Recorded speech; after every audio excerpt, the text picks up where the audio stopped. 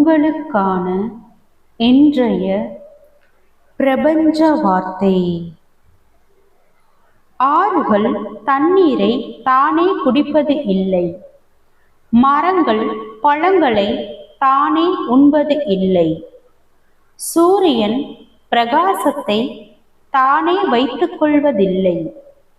மலர்கள் வாசனையை தங்களுக்குள்ளேயே வீசிக்கொள்வது இல்லை. பிறருக்காக வாழ்வதே இயற்கை விதி. அதற்காகத்தான் நாம் அனைவரும் படைக்கப்பட்டுள்ளோம். எவ்வளவு கடினமாக இருந்தாலும் சரி, நீங்கள் மகிழ்ச்சியாக இருந்தால் வாழ்க்கை அழகாக இருக்கும்.